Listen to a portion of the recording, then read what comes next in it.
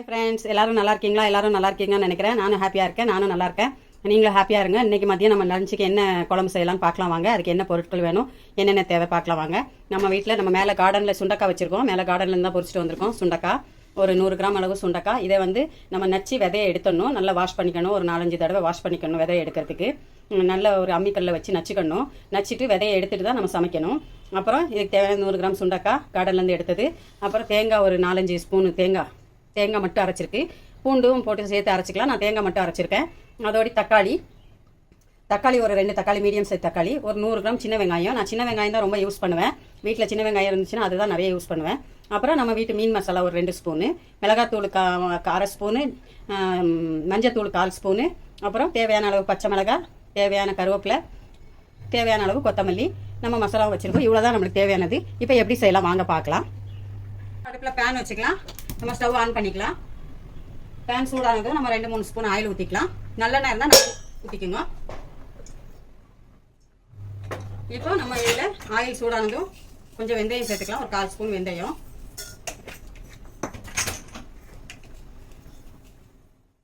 ஒரு 1/4 ஸ்பூன் ஜீரகம், ஒரு 1/4 ஸ்பூன் கடுகு. எல்லாம் வெடிக்குது.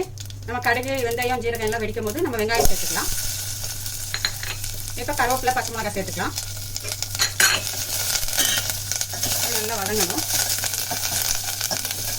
இது சுண்டக்காய் குழம்பு ரொம்ப நல்லது. கசப்பு வயிற்றில் புழு பூட்டி இருந்தாலும் நம்ம செத்து போயிடும். கசப்பாக இருக்குன்னு பிள்ளைங்களுக்கு கொடுக்காம விட்றாதீங்க. பிள்ளைங்களுக்கு ஒரு வேலையாவது சாப்பிட வைங்க. ரொம்ப நல்லது இது சுண்டக்காய், பச்சை சுண்டக்காய். நாங்கள் காஞ்ச சுண்டக்காலையும் குழம்பு செய்வோம். அதுவும் நான் உங்களுக்கு அடுத்தடுத்த வீடியோவில் செஞ்சு காட்டுறேன். இப்போ பச்சை சுண்டக்காயில் தான் செய்கிறோம். இது வந்து காரக்குழம்பு மாதிரி தான். நம்மளுக்கு காரக்குழம்பு டேஸ்ட்டு தான் வரும். பச்சை சுண்டக்காய் காய் வந்து போடாம பச்சை சுண்டக்காய். இப்போ நம்ம ஒரு 2-3 மீடியம் சைஸ் தக்காளி சேர்த்துக்கலாம். தக்காளியை நல்லா வதங்கணும். இப்போ இதுலேயே நம்ம மிளகாத்தூளும் மஞ்சத்தூளும் சேர்த்துக்கலாம். கலர் கொடுக்கும். நம்ம அந்த வெங்காயத்திலே சேர்த்துடணும். இப்போ இதுக்கு இந்த காய்க்கு தேவையான, சுண்டக்காய்க்கு தேவையான உப்பு சேர்த்துக்கலாம். ஒரு 2 நிமிஷம் வதங்கட்டும். இப்போ தக்காளி வெங்காயம் நல்லா வதங்கணும். அதுக்கு நம்ம லிட்டு மூடிக்கலாம். வதங்கின பிறகு பார்க்கலாம். இப்போ வெங்காய தக்காளி நல்லா வதங்கிடுச்சு பாருங்க. நம்ம இந்த ஸ்டேஜில் காய் போட்டுக்கலாம். சுண்டக்காய் நம்ம நசிச்சு விதைய எடுத்து வச்சிருக்கோம். சுண்டக்காய் போட்டுக்கலாம். இப்போ வந்து தேங்காய் சேர்த்துக்கலாம். தேங்காயில் பூண்டு வெங்காயம் போட்டு அரைச்சிக்கலாம். தேவைன்னா நான் ஒன்றும் அரைக்கல, வெறும் தேங்காய் தான் க்யூப்ஸ் பண்ணி வச்சுருந்தேன். அந்த க்யூப்ஸை தான் போட்டிருக்கேன். ஃப்ரீசரில் நான் க்யூப்ஸ் பண்ணி வைக்குவேன். தேங்காய் லெமன் எல்லாமே க்யூஸ் பண்ணி வச்சு தான் நான் யூஸ் பண்ணுறது. இப்போ நான் இதில் உங்களுக்கு புளி சேர்க்க சொல்ல மறந்துட்டேன். நான் புளி பேஸ்ட் வச்சுருக்கேன். 1 ஸ்பூன் அளவு புளி பேஸ்ட் சேர்த்துக்கணும்.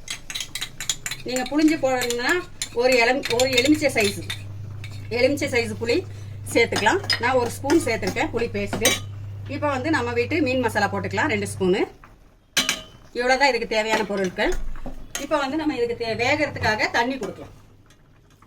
இது ரொம்ப தண்ணியாக ஆகிடக்கூடாது, கொஞ்சம் கட்டி பதம் தான் வேணும்.